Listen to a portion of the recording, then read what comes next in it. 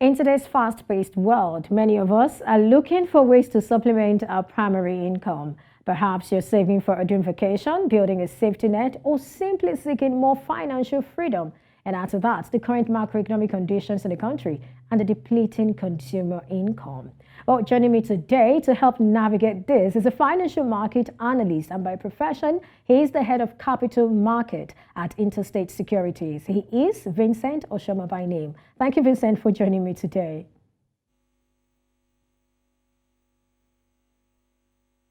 Good morning. Thanks for having me.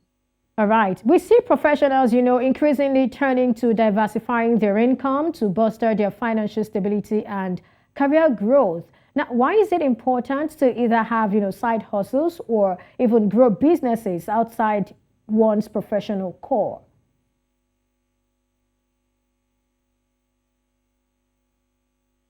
Yeah, generally it is acceptable that it's risky to depend on one source of income as a business the same as an individual because of the risk of losing that stream of income. So it's always advisable for professionals to look at increasing their sources of income to hedge against the risk of losing one income or as a result of economic vagaries But I want to believe that, affecting one source of income. And also, I think beyond just income, it's also good at yeah, are developing to tap into opportunities that are around you. Great. I mean, what are the necessary things to consider before venturing into a side hustle or an alternate, business or something, alternative business?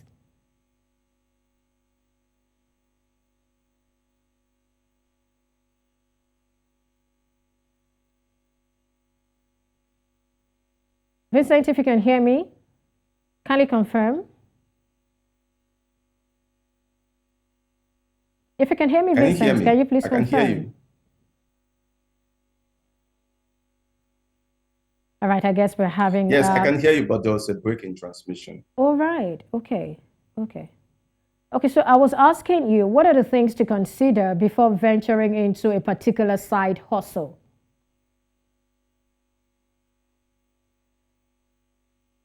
Yes, there are so many things one has to consider. But first, I would say before you think of developing a side hustle, you have to be you have to be good at what you are doing, your primary source of income.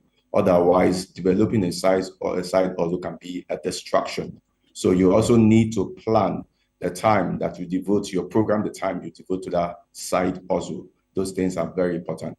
Another major thing you need to consider is that it's always best for your side hustle to be something that has to do with your passion, something that has to do with your interest, not something that you will need as much time that you devote to your primary source of income. You don't have to, because if you have a situation whereby your secondary source of income is competing with the time for your primary system, you may have issues, especially when you're an employee and it might affect your productivity. So you need to be able to plan properly and also be able to program your time so you're able to know how to develop time for your side hustle.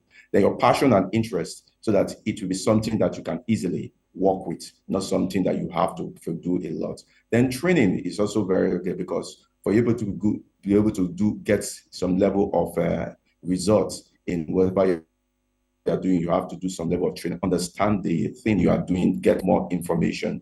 I think those are very important if you're able to strive and succeed in that side also.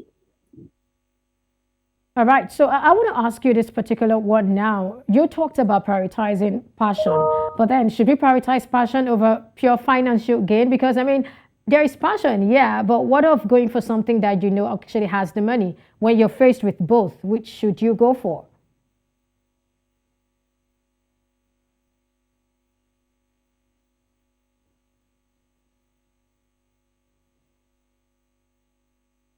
Mr. Sharma, if you can hear me. Yes, I think I heard that there is passion, but what about going something that will bring you money? Is Yes, that correct? exactly. That was what I said. So I think because one of the main Yeah, one of the major goals of having a side hustle is to increase your source of income. So going for something that will bring you money is also very, very important. When I talked about passion, I'm not talking about going for something that you are passionate about. You also have to look at developing a business around the passion. They're looking at is that passion going to bring income for you, because you're not just doing that thing, you are doing it for the essence of increasing your income. So if it's something that you may be passionate, you are not able to monetize it, which is a keyword, monetizing your passion. If you're not able to monetize it, I don't think it's something you should consider as a side hustle. So when you're talking about passion, it's about monetizing your passion, being able to increasing your getting income from your passion. So getting something that will give you income, because one thing beyond passion, you also look at opportunities. You can identify opportunity as a result of maybe shortage of supply in a particular area. You have identified some opportunities around you, and you see opportunity to make money. So you can build your skill, build a skill around that opportunity and to exploit it, get more information, build a business around it. It doesn't have to do with just passion, because I think one thing that gets people passionate is money. So when there's opportunities to make money, I think company can become passionate about that thing. You actually made me laugh. I mean, I like that. I like what you just said now, talking about, I mean, one thing that makes people passionate is money. I mean, well, having said that, I'd like you to provide specific tips or strategies for professionals to effectively balance their primary job responsibilities with the demands of a successful side hustle. Because if you are going to be successful in that side hustle, you've got to give it time, you've got to give it your talent, you've got to give it so many things. So, how do we balance this so you don't get fired at work at your 9 to 5 because you're not delivering anymore the way you used to? How do we balance it? Yeah, I think the first thing one needs in balancing it is to recognize the fact that your primary business, your primary job needs your time. So you must prioritize your primary job. Prioritizing your primary job is very, very key, especially when your side also has not developed to the extent that is meeting your needs, your financial needs. So prioritizing your primary job is important. The second thing is planning. Planning will help you avoid having your side also conflicting with your primary job. So that is very important. Planning your schedules, planning your time is also very important. Planning and programming. Another key thing is developing knowledge in that area in your side. It's not just to do a side, because sometimes you can start with a passion, but you need to grow knowledge about that area. It's not your passion may not be enough. That you have identified opportunity does not mean that you will succeed with that, exploring that opportunity. You need to grow knowledge, do research in that area, get more information, and also keep training and retraining yourself on how to make the best. Or another thing is that you need to reflect on gaps in that area, because when you are going into an area, one of the key things in succeeding in that area is identifying the gaps. So when you identify the gaps and you're able to plug those gaps, it's ensure that you become quite successful within a short time. Sometimes people call it primary mover. When you be a primary mover in an area, it ensures that's one key for success. So I think these are very, very important in you being able to develop that side also. Your passion, planning, prioritizing your work, your planning and training, and also doing a lot of research and identify gaps. I think these are very important. All right, now can we equate having, investments, maybe multiple investments, to having a side hustle? Can that also count for side hustle? Yes, can be a side also, because you may not call it side also, but it will be a stream of income, because the primary thing is what guides side also is having a stream of multiple streams of income. So having an investment is one way to increase your stream of income, and it's a very good way, because it means that you are passively getting income. Your money is working for you, and that's also very key especially for those that are employees. Building a capital base whereby you'll be able to invest in various investment opportunities that will yield income for you, I think is very, very important. Not depending on your salary. And it's also key to, before you know it, because formation of capital is key. So savings, you start with your savings, setting aside certain funds periodically, then getting that money that you have saved into good investment that gives you good return. I think it's very, very important. No matter your side also, I think having investment is one key, because for most people, your side also, just like your primary also, we need your time. But when you have a passive investment that give you income even while you are sleeping, I think that's key to attaining financial freedom and also being able to meet your basic needs. Absolutely, while you're sleeping, making money. Now, people have actually lost money in businesses or investments that had hitherto looked promising or lucrative. Are there steps to, identifying these risks and probably staying safe? Yes, the thing about risk is that there's risk everywhere. Being alive is risky. So when people talk about risks and investment, I think the thing is that most people they talk about the risk, they don't talk about mitigating the risks.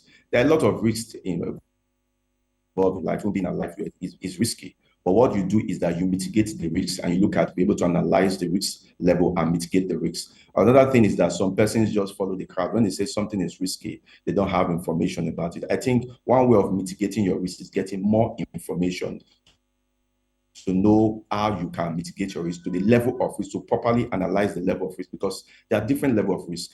Like some person just believe that the stock market is quite risky. But when you get more information about the market, you know that not all investment assets in the market have the same level of risk. So it depends on your level of risk. You should be able to still be able to assess some investment. Like for somebody that is risk about, you still have some risk-free investment about the fixed income side that they can really assess, and for that we make them comfortable. But we just tag everything as generally risky. Another thing is, another myth is that a lot of persons just believe that there are certain investment that you need a lot of money to make. I always tell people that investing is not about the size. It's not about the amount. Investing is all about the culture. When you have a culture of investing, you can gradually build your fund capital. There are different investments that you can make, and you can build your capital to a stage where it will be giving you good returns. So it's all about having the culture, or having the mind, having the interest in investing. That's the first thing. Getting more information, and that will help in mitigating one's risk. All right. I like what you said about the stock market and also the fixed income market. So for someone who probably wants to, invest in the stock market, what are the things this person should consider? I mean, I know you guys always talk about fundamentals and all of that. For a layman, really, what are these fundamentals to consider before investing in the stock market? Yeah, before investing in the stock market, the first thing I will recommend is you need to go with a professional to get you the information, get you started in the market. And also, if you want to also go in yourself, you need to if you have the time, get a lot of information about the market. I think that will help you know what you are going into, because the first thing in investing is to identify the investment you are going into, because that will help. That's the first way you can reduce your risk, to know how to navigate the investor. I think the first thing is to work with a professional, get more information, and also grow the culture. Some persons get the information, they don't start. So starting is also part of the key. As you get started and time goes on, I think you get more knowledgeable about the market. Then in terms of investment, is that I used to tell people is that every investment has its pros and cons. They have all their different characteristics. So you have to look at what are the pros and cons on the different investments. And it is also good for you to spread your investment, diversify your investment. That is one way to hedge against risk, because every investment has its advantages and disadvantages. So spreading your investment in different asset classes, it helps you to benefit from the advantages of the various investments, and also hedge against the disadvantages that may come from some investments. The other investment may help nail of that disadvantage. I think that is very key. Working with professional, getting information, and diversification. All right, thank you so much, Vincent Oshoma, Head Capital Market, Interstate Securities. Thank you for your time and for sharing your thoughts with us. Thanks for having me.